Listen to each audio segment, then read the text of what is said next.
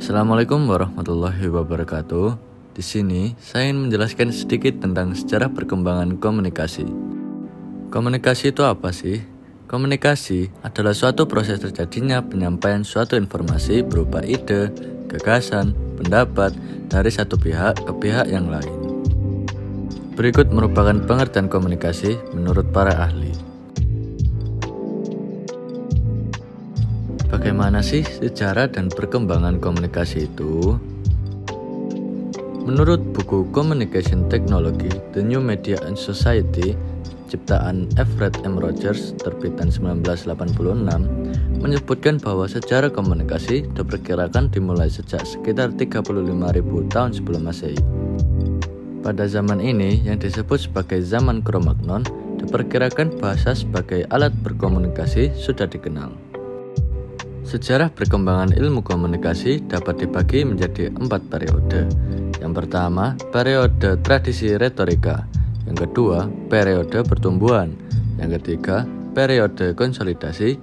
Dan yang terakhir, periode teknologi komunikasi. Periode yang pertama adalah periode tradisi retorika.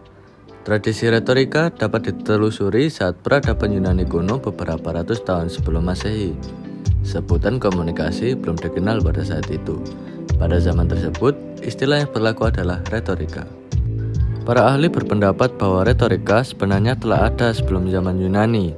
Disebutkan bahwa zaman kebudayaan Mesir kuno telah ada tokoh-tokoh retorika.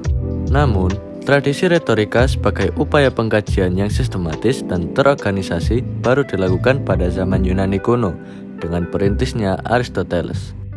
Pada akhir abad ke-18, retorika tidak lagi diartikan secara sempit sebagai upaya persuasi, tetapi menunjuk pada kemampuan manusia menggunakan lambang-lambang untuk berkomunikasi satu sama lain. Selanjutnya ada periode pertumbuhan.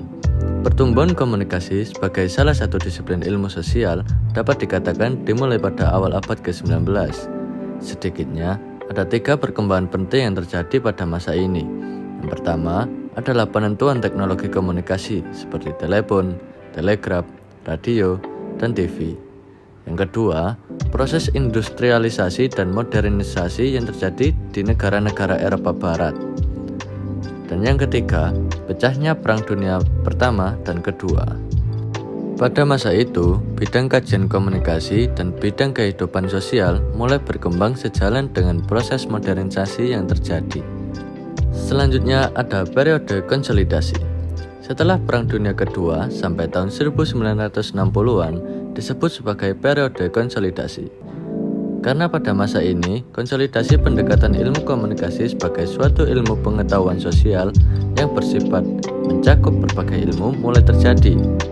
Kristalisasi ilmu komunikasi ditandai oleh 3 hal.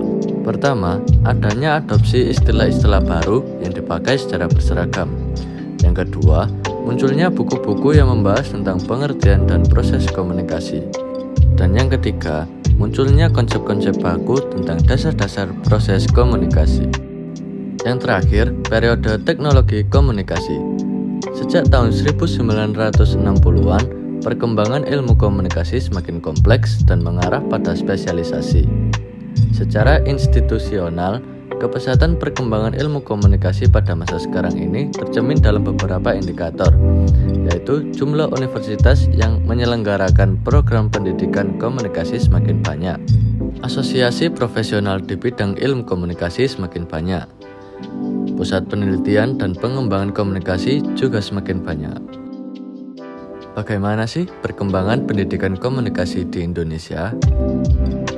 Di Indonesia, ilmu komunikasi yang kita kaji sekarang merupakan hasil dari suatu proses perkembangan yang panjang. Status ilmu komunikasi di Indonesia diperoleh melalui Keputusan Presiden Nomor 107 Tahun 1982. Kajian terhadap ilmu komunikasi sendiri dimulai dengan nama publistik atau jurnalistik. Menurut data yang ada hingga saat ini, terdapat sekitar 70 perguruan tinggi, swasta dan negeri yang menyelenggarakan pendidikan komunikasi. Nama ilmu komunikasi massa dan ilmu komunikasi sendiri baru muncul dalam berbagai diskusi dan seminar pada awal tahun 1970-an. Nah, teman-teman udah pada tahu kan sejarah dan perkembangan komunikasi? Sekian dari saya. Terima kasih.